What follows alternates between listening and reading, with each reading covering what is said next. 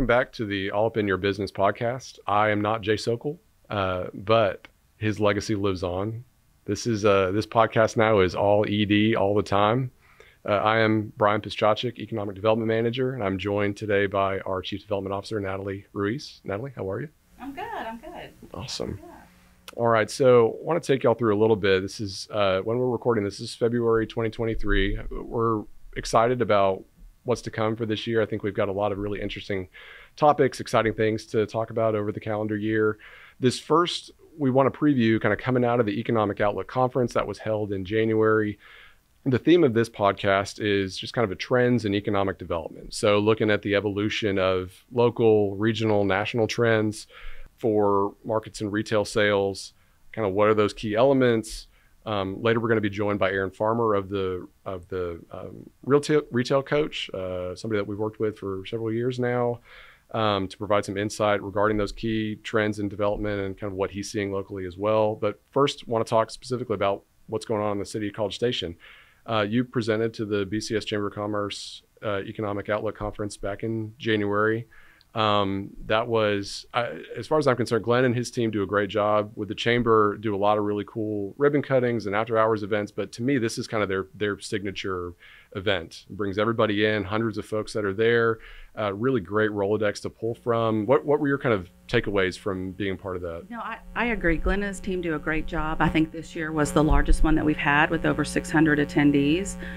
You're right. It brings in both cities, the county, Texas A&M, brings in other economists kind of looking at what you said earlier, right? National trends, how that impacts Texas, and then how it impacts us locally, kind of tying all that together. I think you're right. It's their signature event for sure. Yeah, it's not every day you get, we had somebody from A&M come and speak. I think it was Dr. Luis Rivera, who talked a lot about the war in Ukraine and its effect all the way trickle on down. So it's, those insights I think that you gather from that, it's just wow, it's pretty impactful. Never know what you're going to learn at one of those things, for sure. So I know so much of that was kind of a recap of 2022, kind of hitting the highlights collectively, whether it's the county or the cities or A&M, and kind of a look at where we've been and then where we're going to go in 23. So as far as I'm concerned, kind of the base level of economic development, you're trying to grow the tax base, you're trying to diversify the economy, kind of those key kind of city stats that you were able to sort of pull out and profile. What are your primary takeaways, whether it's sales tax generation or it's maybe city population stats? What are those things that you felt like you could really deliver home? Right. Well, I think it's all of it, right? It all starts with population. When you look at our population, and just in College Station, we're at 125,000. We finally hit that mark. We have seen over the last 10 years just under 30% increase in population, which has a huge impact, on our economy locally. We also saw huge investments in construction value, permitting, whether it's residential, commercial, new, remodel. Just under 600 million. And when you compare that to just 2 years ago, it was about 350 million.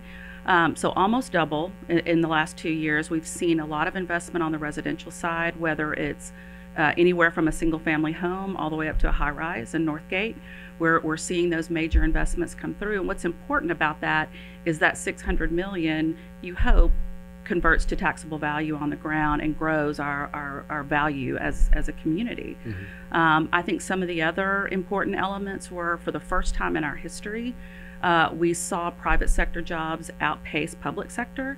Being the home of Texas A&M University, we have a very large public sector employment base. And one of our goals in our strategic plan was to really duplicate those jobs on the private sector, bringing new corporations in, bringing in new talent. And this is the first year in our history that we've been able to find that we've actually surpassed that number of jobs in the public sector. Now, a lot of that came from in the professional fields with our biotech industry growing, whether it's Fuji, Medica, or Zoetis that are new companies to town. Just in College Station proper, we added 970 new jobs last year. A lot of that coming from the Fuji films, that biotech industry, higher paying jobs that really make an impact here locally. What else did I miss as part of that? No, that's great. And to me, the big takeaway is, so I love that stat, the public versus private, because I do think you see we're a college town. There's no doubt about that, but that that added diversification is really significant. And to me, the primary takeaway from that is the accelerated growth, public versus private. Like, we have finally, again, as you mentioned, kind of past that threshold. But to me, the takeaway is, if you look kind of the 10 years previous to the last 10 years, the growth was negligible. It was probably a couple of percentage points, and we were still, majority public, minority private. But what was really significant from like 2012 to 2022, there was a really accelerated timeline where 5 percentage points to where it flipped. So something I think that we like to tout, and something to definitely keep in mind moving forward in terms of that acceleration, and whether we'll continue to see that over the next several years. Well, and I think it's important too that when you do have really large corporations here around the globe that have a presence here locally, when there is a new, like the Fuji example, when there is a new product coming, it's a huge expansion, right? They just broke ground on a $300 million expansion that will add 80 new jobs 150 jobs at about $85,000 a year annual salary. So those are huge increases here locally, and really help balance out that public-private sector. Yeah, and what's great is that as you're growing the job base, those people obviously need a place to live, and that leads to rooftops. You've got new neighborhoods coming online, and that really leads us into the next topic. And that because I know the focus and trends is really looking at kind of retail development, and I want to spend a little bit of time talking about South College Station, because again, you've got these new jobs, you've got these new opportunities, you've got people coming in, they need a place to live. For the neighborhoods that are expanding in South College Station, that then leads to additional retail development because that demand is skyrocketing in that area. Right. Traditionally, when you look in the economic development world, retail follows rooftops, right? And so we've seen a ton of single-family development south of town, and we've started to see commercial follow that. Definitely want folks that are working here and living here to shop here as well, because it makes a huge impact on our community as a whole, in terms of our sales tax really funds a lot of those base level services. Something that we've seen too, and really twofold. One, we've seen more franchised restaurants and retailers come here, so we're on that national radar when it comes to new locations. But something interesting that you and I talked about recently was the restaurant scene. We've also seen 1860 Italia, we've seen RX Pizza, Marfa's Texas Kitchen, all locally owned, very unique to College Station. So it's not just the franchises that are coming here. It's a wide range of folks that are coming to College Station. Yeah, and you're hitting on specific geographic areas. So you're talking Capital Crossing, Tower Point, Midtown. I want to spend a little time talking about those developments, sort of what they mean for the areas around from a quality of life standpoint. So Midtown, we have this city center component that's a public-private partnership that is kind of a true live, work, play opportunity, lots of connected green spaces. Just south of that is Midtown Business Park, that obviously we're primarily focused on from an industry standpoint. You've got the Texas Independence Ballpark that's coming from Midtown overall. So let's look at Midtown Business Park. You've got this commercial corridor that's right along the front. I know that was years in the making. City acquired it, probably a couple decades ago, I believe. But there was a real effort, at least recently, to preserve that, what we've designated as Subdistrict A, which is basically that piece of property that's on Highway 6 frontage up to Midtown Drive, kind of preserving that as a commercial corridor. Can you talk about kind of the process behind that and what that's maybe manifested in now? Right. So when we started looking at the commercial development here in College Station back in 14 and 15, started looking at restarting our economic development program, and what does that mean, right? So we looked at, do we have enough space for new commercial? Because we were going out and doing recruitment, and Aaron can confirm some of this a little bit later with Retail Coach. We were going out and drumming up interest for retailers to come here, but we didn't have locations for them. The Tower Point was just getting under construction. The area along Highway 6, while you drive up and down it and you think there's a ton of property there, there's really not, in terms of property that has utilities, that's readily available for development. So we took a look at that Midtown master plan, and the adjacent property owner that you talked about, James Murr, for Midtown City Center, he has some commercial built into his development as well. we really looked at that more vehicular oriented commercial on Highway 6. And we worked on getting utilities there. We worked on getting Midtown drive-through, and really started heavily recruiting businesses to come there. And our first success was Costco. We started having conversations with Costco back in 15. Was the first time that was virtually a cold call that we met with them and started working through that. But being able to land those regional retailers and develop commercial in College Station was really important to our overall economy and that entire area. Up to that point, when we would meet with retailers, everybody wanted to be at Texas and University Drive. That's the busiest intersection from here to Houston. Mm-hmm. That's where everybody wanted to be. We had to convince them further south, with all the growth that was happening, that there was a newer economy that was coming up there, a new shopping district, a new shopping area where you wouldn't necessarily have to come into town if you lived further south. In addition to all the homes that are platted out there now, there's another 3,500 that are planned. So in looking long term, that's where we see a lot of new commercial development. We've seen successes, and I think we'll continue to see that south of town. Yeah, and what's really interesting is, so you've got that 57 acres of commercial that was there, and I from what I've gathered, I know we sort of put it out, and you got sort of bites here and there, but ultimately we sold about 18 acres to Costco. They obviously opened in August of 2022. I know we're going to dive in a little bit more into some of the stats with Aaron coming up, but then we've got this adjacent piece of property, another 28 acres. That is, again, owned by the city. We're currently under a real estate contract with Levcor Development out of Houston. That's another future opportunity for a regional development that will hopefully serve, I think, the wider area in terms of bringing more people in. Right. And we found that with Costco being that regional retailer, not just pulling from College Station, but pulling from surrounding communities and bringing folks into our community that maybe wouldn't normally shop here on a regular basis. Yeah, and then kind of jumping across the highway, into Tower Point, I would say there's roughly about probably 40,000 square feet of commercial development that's underway right now. Lots of lease opportunities there. There's new retail, restaurants coming on board to kind of serve that growing population. So certainly more to come, I think, in South College Station as we grow.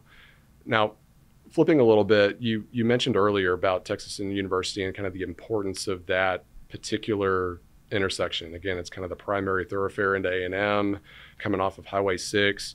That's core College Station. That's been there for since the city's inception. We're talking new development in South College Station, focusing more on kind of that strategic redevelopment opportunities, the infill, maybe the second gen backfill space. So I know that we're undergoing our planning department is carrying out a kind of a larger sort of redevelopment plan for the corridor there along Texas Avenue and University Drive. What does that look like now, and what does that look like moving forward? In terms of the planning process and kind of working through that, I think we're looking at opportunities, right?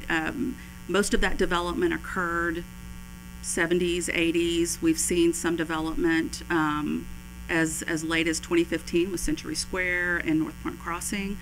I think in looking at redevelopment plays in terms of those strategic locations, very, very valuable property that is located there, very desirable property, but is it living up to its full potential? Are there seeds that we can plant as a community that would allow those to redevelop over time? Taking a look at infrastructure, what would need to go there to be able to service new restaurants, maybe a mix of uses within the same building? What are some things that we would need to do as a community to plant those seeds? And it starts with a plan and working with those property owners, working with those business owners to vision and really see what that could be in the future, and then start working in that direction.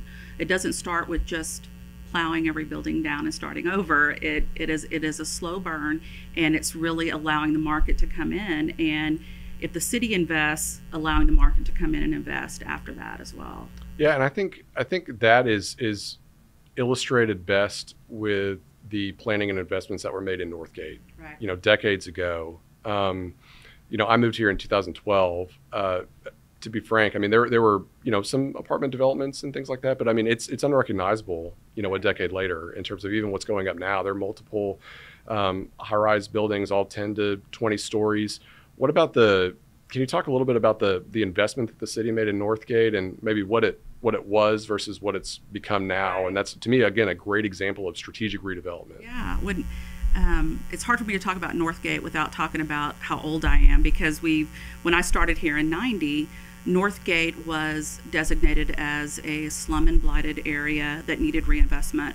And so it was more of a code enforcement area where our first code enforcement officer was hired to go out and really ensure that our codes were being met, that buildings were safe and inhabitable, cars weren't parked in the yard, and that kind of thing. And so we started with a very small facade improvement program through our community development block grant.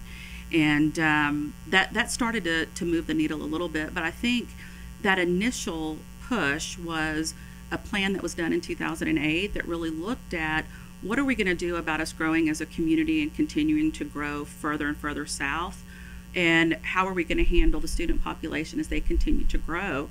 And it really started as, why don't we put students as close to the university as possible so you don't have to bring a car.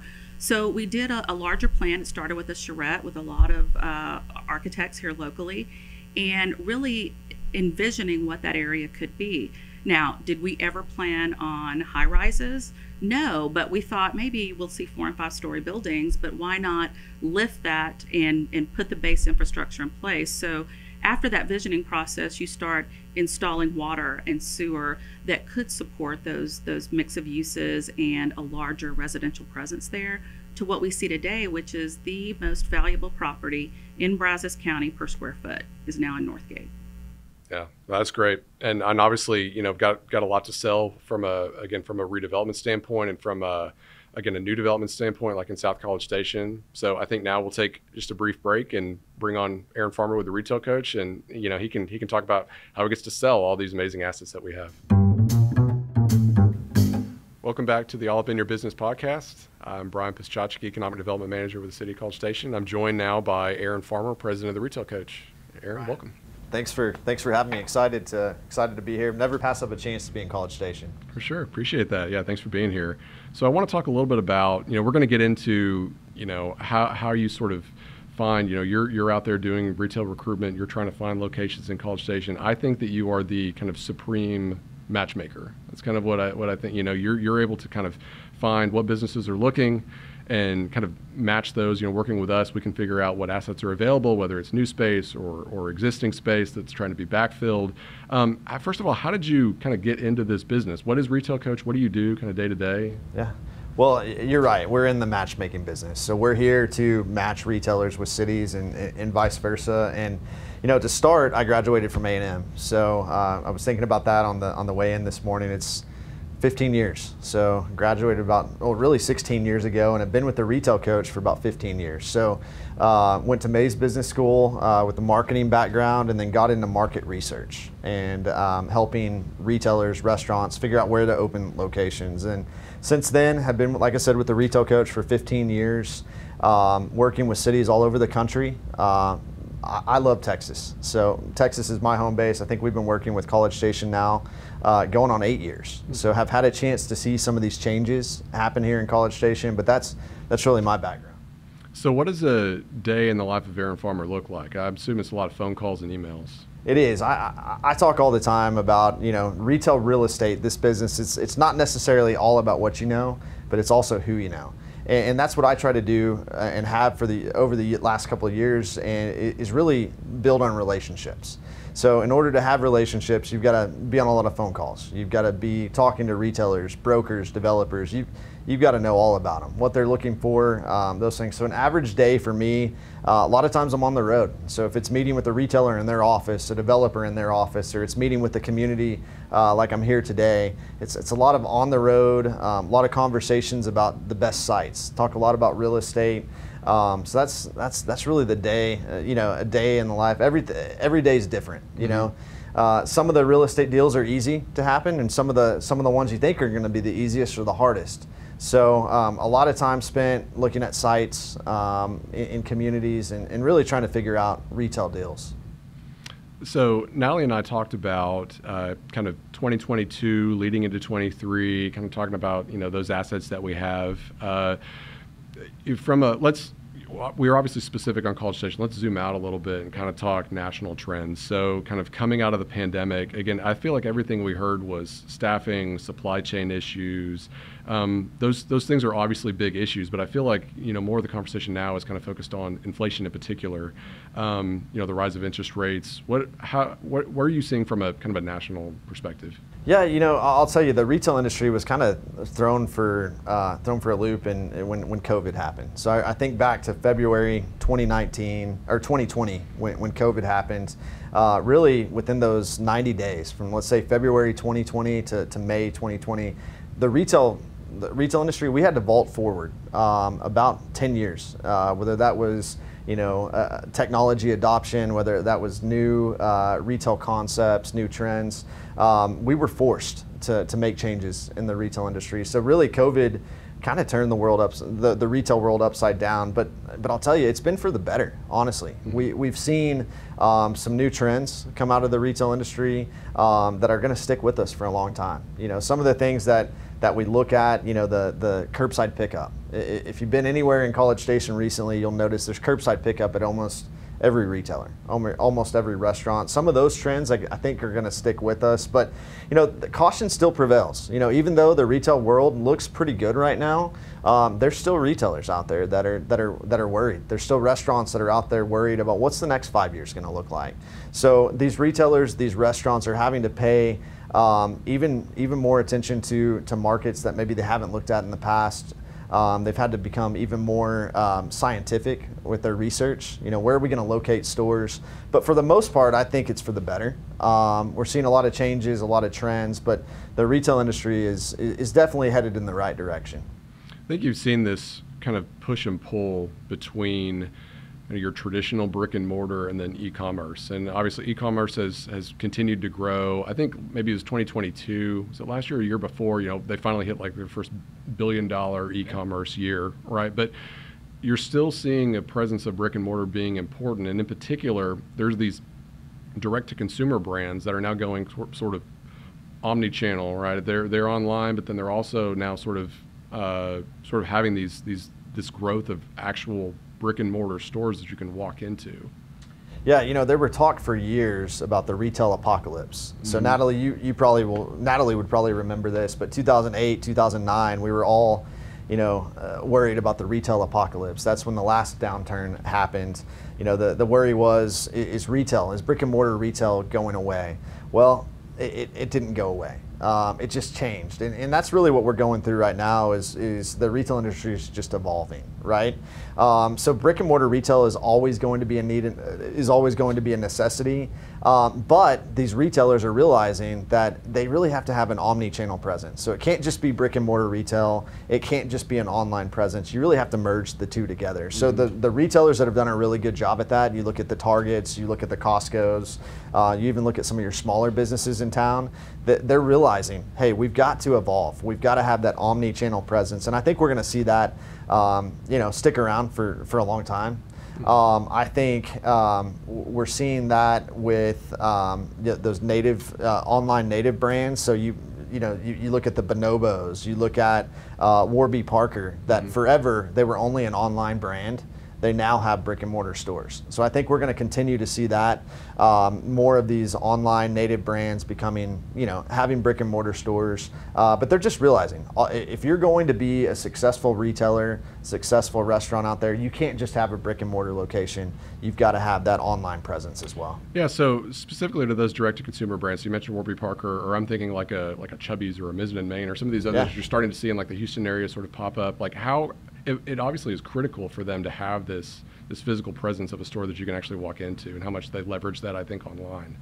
Yeah, you have to. You know, consumers today, even though you can go out and buy something online in 2 minutes and have it shipped to your house tomorrow, a lot of us want to see it in person. A lot of us want to feel it, see what we're buying before we purchase it. So I think we're going to continue to see more of those traditionally online only brands moving into brick and mortar retail. Yeah. So what are you seeing? Okay, we'll zoom in a little bit and kind of talk about College Station. I think there's some applicability probably nationwide, but from a leasing perspective, okay, you've gone through this pandemic, again, rise of interest rates, inflation. What are you seeing in your conversations with brokers and developers? Sure. Well, here in College Station, existing space is, it's priority. It's easier for these retailers and restaurants to go into an existing space because of the construction costs, the new construction costs that we've seen with inflation and everything going on in the world. So there is there's a high priority put on existing space. We've seen the lease rates in College Station go up tremendously. I was just looking at some of the rental rates that these brokers or these shopping centers are able to get along University, along Texas, and even into South College Station. And they're numbers that we would never have thought could be attained here, if we would have looked at them 10 years ago, 20 years ago. So there's a very high demand right now for existing space. You can see that, look at Total Wine. So Total Wine and More, they opened up in Texas Avenue Crossing not too long ago. Total Wine's been interested in College Station for years, but they just couldn't find that right existing space. Well, it opened up with World Market leaving the market, really leaving retail altogether. We saw Total Wine come in and buy existing space or go into existing space here. Same thing with the old Red Lobster building, right? So the second oldest Red Lobster building, I guess, in College Station, right there on University Drive. Right there on University Drive. That space is being taken up by Trudy's. It's a Mexican restaurant out of the Hill Country. Really great. We worked with their broker, and they could have purchased land and built, but they figured for them, and they looked at the numbers, it was easier for them to move into something existing. Just made more fiscal sense for them. So I think there's going to continue to be a high demand for existing space in College Station. Another example would be the old Albertsons on University, right? Levcor is doing a development there. We can't say who the tenants are yet, but really exciting tenants going to be taking over that old Albertsons building on University. So I think there's a high demand for existing space, but at the same time, there's demand for vacant land as well. And I think we're going to continue to see the high demand here in College Station really for years to come. Yeah. And again, pulling back, and I know that there are certain challenges, right? We can't ignore sort of what's going on in the larger world. And you mentioned earlier that there are some, kind of traditional brick and mortar that are concerned and maybe not expanding, but there are some businesses that are expanding right now. What are you seeing there? Yeah, to be honest with you, I think there's more retailers expanding than not. But that being said, caution prevails. So everybody's seen what happened with COVID and basically the world going on lockdown for a while. There's a lot of retailers, a lot of restaurants that are expanding, but they're just being extra cautious. So we're having to work that much harder to sell College Station to them. So, what's happening right now in this world is basically a retailer or a restaurant will say, we're going to open 20 locations in the state of Texas. Well, what we have to do as representatives of College Station is we have to make sure College Station's at the top of that list, so that if they open 20 locations, we make that cut. So there's still going to be caution going forward. I mean, it was just recently announced Bed Bath & Beyond was closing stores across the state, across the U.S. To be honest with you, we've known about that. I'm surprised Bed Bath & Beyond has lasted as long as it has. So weren't any really surprises there. I mean, same thing with Sears going out, JCPenney's closing stores. These are things that we've known about for years. And really the pandemic was kind of the final nail in the coffin for a lot of those. But I think really from a retail perspective, I think we're going to continue to see a lot of expansion. It's tough for some of these retailers and restaurants to do new locations with interest rates the way they are. However, I've had some conversations with developers and really retailers recently that said they're cash heavy. So they've been saving up cash for these times. So instead of maybe financing a deal, maybe they'll do it in cash. So I think that's going to be, I think we're set up for the next couple of years of some strong retail and restaurant growth, across the state, but really here in College Station as well. Yeah, that's awesome. Yeah, and specifically about College Station, College Town, it's sort of unique, I think, in that with just the significant presence of students that we have. A lot of times these retailers are looking for just certain demographics, certain numbers, where it's like you've got to hit it's got to be a household income within a certain radius or something like that. And the thing that's can be a challenge from an economic development standpoint is kind of helping tell that story, because you've got so many students that, they've got $0 in income, but it's probably not reflective of the discretionary income they actually have. That's a great point. College Station is not your average market, right? So and we tell this to site selectors all the time. You can't just drop your 5-mile radius models down on College Station. That doesn't tell the whole story. So what we have to convince these retailers, these site selectors, the developers is you've got to get a little bit unique here in the way you study the consumer here. So College Station. So College Station serves a market of almost 400,000 people. So the retail trade area where we pull consumers from is 400,000 on a regular basis. Now that's not even talking about the consumers that are coming here. Maybe they're in town for an A&M football game or basketball game or some other event. But 400,000 people is is what we serve on a regular basis. That also doesn't account for the 80,000 plus students you have here. And I'll tell you, our students here at A&M and Blinn are maybe not your average students, right? So they've got disposable incomes. Just as I was driving in today, I was noticing college students driving some really nice cars. So with that comes disposable incomes, whether they have jobs, college students working to make money, or maybe they've got mom and dad helping out. There's disposable income out here that the retailers see that. So you're starting to see it with Costco coming in. Natalie mentioned it was 2015 when we first met with Costco at a real estate convention, and it took them 8 years, but they're here now. And that was the main thing back then, was they tried to drop their normal computer model on College Station, and it didn't tell that story. So it took a few years, but finally they're here because they realized, hey, there's money to be made here from a retail perspective. Yeah, and you mentioned the retail trade area, in excess of 400,000 people. And what's interesting about Costco in particular is that its presence as a destination retailer. Absolutely. It's got a true regional approach. What makes that destination retailer unique in a market like College Station? That's a great question. I mean, that's been at the top of the list of residents at College Station for years. Costco. We want Costco or something similar to it. And we were excited when they announced they were coming. Opened, I think it was August of 2022 they opened. Well, since August of 22 until today, there's been 205,000 unique consumers that have walked into Costco. That's a regional draw right there, 205,000 unique. What's interesting with that, and as we track consumers, only 45% of the Costco consumers here in College Station come from College Station or Bryan.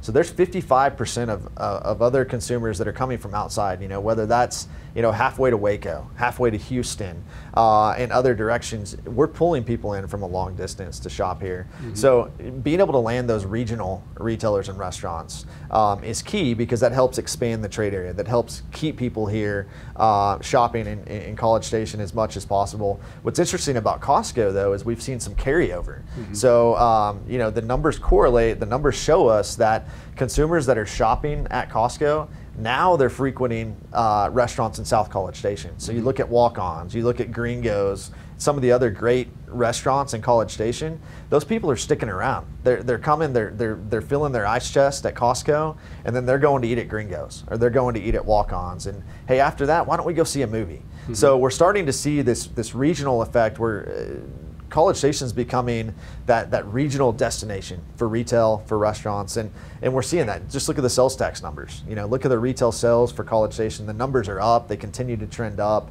and again, I think that's going to be something that sticks with us for a while. Yeah, and that's really significant, those downstream effects of people coming to Costco. And to play a little geography here, we've talked about the 28 acres that's adjacent to the Costco site. It's future commercial development. Across Highway 6, you've got Tower Point and then Caparra Crossing.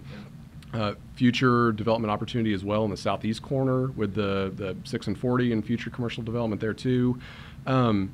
What sort of makes that area unique is what I had heard, or what I would say is kind of the traditional perspective is these retailers want to be close to campus. Yeah. They want to be as close to Texas and University as they can.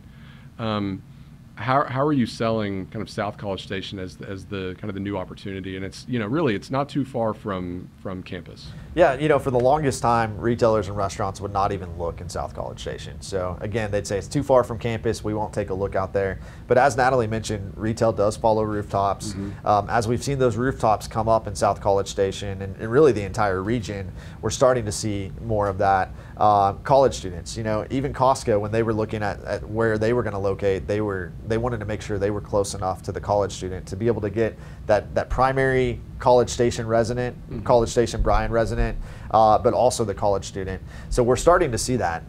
Just look at Costco. I don't have the numbers with me here, but a lot of the consumers at Costco are college students. So we're starting to see that retail market move further south. You mentioned some of the developments coming up with obviously Tower Point is doing well, Caprock Crossing with some new projects coming online there. But even that southeast corner where you have the acreage there right at the corner, we're already starting to see quite a few good tenants, retailers and restaurants looking at that site. So I think we're just going to continue to see some growth, and we're going to see more retailers and restaurants looking that way.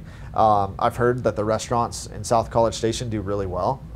It seems like they're busy every time I drive by. So I think the retailers, I think the restaurants are catching on to that, and we're going to see some more interest in South College Station. Yeah, and we're talking greenfield development. A lot of it's just kind of building straight up from the ground. Compared to, again, kind of pulling back to my conversation with Natalie earlier about this kind of strategic redevelopment and looking at University in Texas, from a retail perspective, kind of being that tip of the spear matchmaker of trying to find specific things, how does that play when you're talking with retailers? Like, what are they really looking for, and how do you decide, sort of figuring out whether it's new development or it's backfill? Sure.